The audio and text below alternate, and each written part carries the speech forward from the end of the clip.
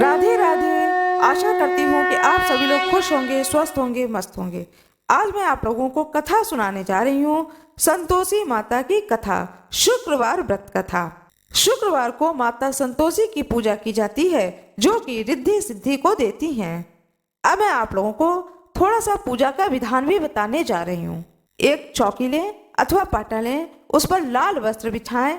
उस पाटे के ऊपर माता संतोषी की फोटो अथवा प्रतिमा को स्थापित करें, कलश रखें, दीपक जलाएं। भोग में एक कटोरी में चने की दाल, गुड़ और मुनक्का रखें। कथा जितनी देर तक सुनते रहें, जय संतोषी माँ, जय संतोषी माँ ऐसा बोलते रहें। आप लोग भी कृपया कमेंट बॉक्स में जय संतोषी माँ अवश्य ही लिख दीजिएगा। जब कथा समाप्त हो जाता है तब आरती की जाती है। आरती करने के बाद में जो प्रसाद होता है उसे अपने पूरे परिवार में बांटना चाहिए। थोड़ा सा प्रसाद कटोरी में रख लेना है, क्योंकि स्वयं अन्न नहीं खाना है, इसलिए रात्रि के समय में एक बार अन्न का ग्रहण किया जाता है। सारा दिन फलहार लिया जाता है। खट्टी चीजों को छूना और खाना वर्जित माना गया है। संतोषी माता के व्रत में नींबू, टमाटर, दही, आंवला न तो इन्हें छुआ जाता है और न ही इन्हें खाया जाता है। खट्टी चीजों का परहेज किया जाता है माता संतोषी के व्रत में। खाने में खीर है, पूड़ी है, दूध है, इस तरह की वस्तुएं खाई जाती हैं। मेवे का खीर बनाया जाता है, वह खाया जाता है फलहार में। इसके बाद जो जल होता है, जो कलश में जल रखा हुआ है, उस जल को पूरे घर में छिड़क करके बचे हुए जल को तुलसी के पौधे में डाल देना चाहिए। आइए अब कथा सुनते हैं बड़े ही भक्ति भाव से। एक बुढ़िया थी, उसके 7 बेटे थे। 6 बेटे कमाते थे, एक बेटा नहीं कमाता था। तो वह बुढ़िया जो कि कमाते थे 6 बेटे, उनको वह बढ़िया बढ़िया पकवान बनाकर खिलाती थी। लेकिन जो 7वां बेटा था, वह उसे 6 बेटों के जूठन, जो बच्चे भी जूठन होते थे, उसे खिलाती थी। और जो चौके में थोड़ा बहुत खाना बच जाता था उसे खिलाती थी। जो 7वां लड़का था वह बड़ा ही भोला भाला था और सोचता था कि मैं कुछ भी नहीं कमाता हूँ, फिर भी मेरी माँ नित्य मुझे बढ़िया बढ़िया भोजन कराती हैं। इस बात को वह अपनी पत्नी से कहता है कि देखो मेरी माता का मुझ पर कितना प्यार है। वह बोली, क्यों नहीं, सबका जूठा बचा हुआ तुमको खिलाती हैं। वह बोला, भला ऐसा भी कहीं हो सकता है? जब तक कि मैं आंखों से न देख लूं, मैं यह बात नहीं मान सकता हूं। तब उसकी पत्नी ने हंसकर कहा कि तुम देख लोगे तभी मानोगे। कुछ दिन बाद बड़ा त्योहार आया। घर में 7 प्रकार के भोजन और चूरमा के लड्डू बने। यह जांचने को सिर दर्द का बहाना बना करके पतला कपड़ा सिर पर ओढ़ करके रसोई घर में ही वह 7वां लड़का सो गया। 6 भाई भोजन करने आए।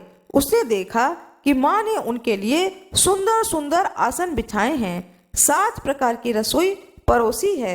वह आग्रह करके जिमाती है। वह देखता रहा। 6 भाई भोजन करके उठे। तब माता ने उनकी जूठी थालियों में से लड्डुओं के टुकड़ों को उठाया और एक लड्डू बनाया। जूठन साफ करके बुढ़िया ने पुकारा, उठो बेटा, 6 भाई भोजन करके गए, अब तू ही बाकी है, उठ न, कब खाएगा? वह कहने लगा, माँ मुझे भोजन नहीं करना है, मैं परदेश जा रहा हूँ। माता ने कहा, कल जाता हो तो आज ही जा। वह बोला, हाँ हाँ आज ही तो जा रहा हूँ। यह कहकर वह घर से निकल गया। चलते समय उसे अपनी पत्नी की याद आई। वह गौशाला में उपले थाप रही थी। वहां जाकर उसने कहा, हम जावे परदेश को, आवेंगे कुछ काल, तुम रहियो संतोष से, धर्म आपनो पाल। वह बोली, जाओ पिया आनंद से, हमरी सोच हटाए, राम भरोसे हम रहे, ईश्वर तुम्हें सहाय। देवो निशानी आपकी, देख धरूं मैं धीर, सुध हमारी मति, बिसारियो रखियो मन गंभीर। वह बोला, मेरे पास देने को तो कुछ भी नहीं है, यह अंगूठी है, सो इसे ले लो और अपनी कुछ निशानी मुझे दे दो। वह बोली, मेरे पास क्या है, यह गोबर भरा हाथ है। यह कहकर उसकी पीठ में गोबर के हाथ को थाप दी और वह लड़का अपने घर से चल दिया। चलते चलते दूर देश में पहुंचा। वहां पर एक साहूकार की दुकान थी। वहां जाकर कहने लगा, भाई मुझे नौकरी पर रख लो। साहूकार को जरूरत भी थी। वह बोला, ठीक है, रह जाओ। लड़के ने पूछा, तनख्वाह क्या दोगे? साहूकार ने कहा, काम देखकर दाम मिलेंगे। साहूकार के यहाँ उसे नौकरी मिल गई। वह सवेरे 7 बजे से रात तक नौकरी बजाने लगा। कुछ दिनों में दुकान का सारा लेन देन, हिसाब किताब, ग्राहकों को माल बेचना, सारा काम करने लगा। साहूकार के 7-8 नौकर थे। वे सब चक्कर खाने लगे कि यह तो बहुत ही होशियार बन गया है। सेठ ने भी काम देखा और 3 महीने में उसे आधे मुनाफे का साझीदार बना दिया। वह 12 वर्ष में ही नामी सेठ बन गया। मालिक सारा कारोबार उस पर छोड़कर बाहर जाने लगा। अब वह बहू पर क्या बीती सो सुनो। सास ससुर उसे दुख देने लगे। सारी गृहस्थी का काम कराकर उसे लकड़ी लेने जंगल में भेजते।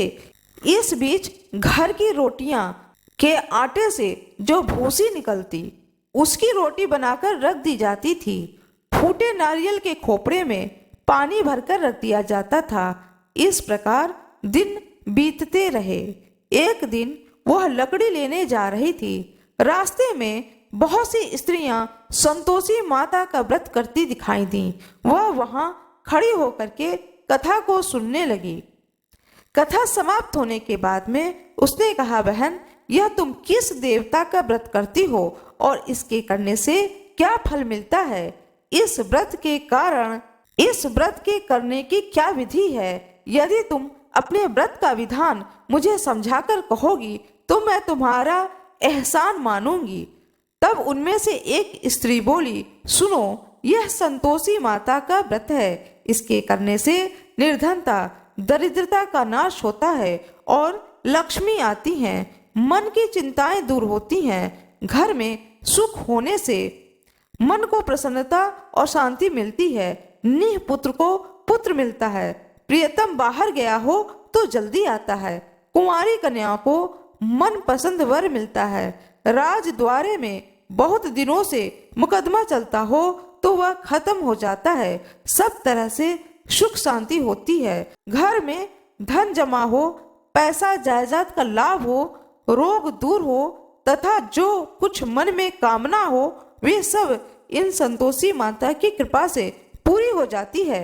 इसमें संदेह नहीं है। वह पूछने लगी, यह व्रत कैसे किया जाए, यह भी बताओ तो बड़ी कृपा होगी। स्त्री कहने लगी, 1.25 रुपए का गुड़ चना लेना, इच्छा हो तो 5 रुपए या 11.25 रुपए का भी सहूलियत के अनुसार लेना। बिना परेशानी, श्रद्धा और प्रेम से जितना बन सके सवाया लेना। 1.25 रुपए से 5.25 रुपए तथा इससे भी ज्यादा शक्ति और भक्ति अनुसार लें। हर शुक्रवार को निराहार रह कथा सुनना।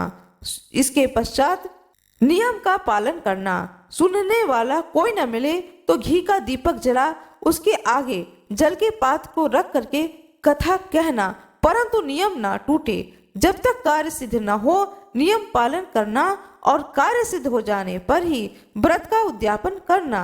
3 मास में माता फल पूरा करती हैं। यदि किसी के खोटे ग्रह हो तो भी माता 1 वर्ष में अवश्य कार्य को सिद्ध करती हैं। कार्य सिद्ध होने पर ही उद्यापन करना चाहिए, बीच में नहीं। उद्यापन में 2.5 सेर आटे का खाना तथा परिणाम में खीर तथा चने का साग करना। 8 लड़कों को भोजन कराना। जहां तक मिले देवर, जेठ, भाई, बंधु कुटुंब के लड़के लेना। न मिले तो रिश्तेदार और पड़ोसियों के लड़के बुलाना, उन्हें भोजन कराना। यथाशक्ति दक्षिणा दे माता का नियम पूरा करना। उस दिन घर में कोई खटाई न खाए। यह सुनकर के बुढ़िया की बहू घर को चली आई। रास्ते में लकड़ी के बोझ को बेच दिया और उन पैसों से गुड़ चना ले माता के व्रत की तैयारी करने लगी और सामने मंदिर देख पूछने लगी, यह किसका मंदिर है? सब कहने लगी, संतोषी माता का मंदिर है। यह सुनकर माता के मंदिर में जा माता के चरणों में लौटने लगी। दीन होकर विनती करने लगी, माँ मैं निपट मूर्ख हूँ, व्रत के कोई भी नियम को नहीं जानती हूँ, मैं बहुत ही दुखी हूँ। हे माता, हे जगजननी, मेरे दुख को दूर करो, मैं तेरी शरण में हूँ। माता को दया आ गई। एक शुक्रवार बीता कि दूसरे शुक्रवार को ही इसके पति का पत्र आया और तीसरे को उसका भेजा हुआ पैसा भी आ पहुंचा। यह देख जिठानी मुंह सिकोड़ने लगी, इतने दिनों में पैसा आया है, इससे क्या बड़ाई है। लड़के ताने देने लगे। काकी के पास अब पत्र आने लगे, रुपया आने लगा। अब तो काकी की खातिर बढ़ेगी, अब तो काकी बुलाने से भी नहीं बोलेंगी। बेचारी सरलता से कहती, भैया पत्र आवे रुपए आवे तो हम सबके लिए अच्छा है। ऐसा कहकर आंखों में आंसू भरकर संतोषी माता के मंदिर में आ मातेश्वरी के चरणों में गिरकर रोने लगी। माँ, मैंने तुमसे पैसा नहीं मांगा, मुझे पैसे से क्या काम, मुझे तो अपने सुहाग से काम है। मैं तो अपने स्वामी के दर्शन और सेवा मांगती हूँ। तब माता ने प्रसन्न होकर कहा, जा बेटी, तेरा स्वामी आएगा। यह सुन खुशी से बावली हो घर में जा काम करने लगी। अब संतोषी माँ विचार करने लगी कि इस भोली पुत्री से मैंने तो कह दिया कि तेरा पति आएगा, पर वह आएगा कहाँ से? वह तो स्वप्न में भी इसे याद नहीं करता। उसे याद दिलाने तो मुझे जाना ही पड़ेगा। इस तरह माता बुढ़िया के बेटे के पास जा स्वप्न में प्रकट हो कहने लगी, साहूकार के बेटे सोता है या जागता है? वह बोला, माता सोता भी नहीं हूँ और जागता भी नहीं हूँ, बीच में हूँ, कहो क्या आज्ञा है? माँ कहने लगी, तेरा घर बार कुछ है या नहीं? वह बोला, मेरा सब कुछ है माता, माँ बाप भाई बहन पत्नी, क्या कमी है? माँ बोली, भोले पुत्र, तेरी स्त्री घोर संकट उठा रही है, माँ बाप उसे दुख दे रहे हैं, वह तेरे लिए तरस रही है, तू उसकी सुध ले। वह बोला, माता यह तो मुझे मालूम है, परंतु मैं जाऊं तो जाऊं कैसे? परदेश की बात है, लेन देन का कोई भी हिसाब नहीं है, कोई जाने का रास्ता नजर नहीं आता है, कैसे चला जाऊं? माँ कहने लगी, मेरी बात मान, सवेरे नहा धो करके संतोषी माता का नाम ले, घी का दीपक जला, दंडवत कर दुकान पर जा बैठना। देखते ही देखते तेरा लेन देन सब चुक जाएगा, जमा माल बिक जाएगा, सांझ होते होते धन का ढेर लग जाएगा। वह सवेरे बहुत जल्दी उठकर स्नान कर संतोषी माँ को दंडवत प्रणाम कर घी का दीपक जला दुकान पर जा बैठा। थोड़ी देर में वह देखता है कि देने वाले रुपए लाए हैं, लेने वाले हिसाब लेने लगे। कोठी में भरे सामानों के खरीदार नगद दामों में सौदा करने लगे। शाम तक धन का ढेर लग गया। माता का चमत्कार देख प्रसन्न हो मन में माता का नाम ले घर ले जाने के वास्ते गहना कपड़ा खरीदने लगा। वहां के काम से निपट करके वह घर को रवाना हुआ। वहां बहू बेचारी जंगल में लकड़ी लेने जाती, लौटते वक्त माँ के मंदिर पर विश्राम करती। वह तो रोजाना रुकने का स्थान था।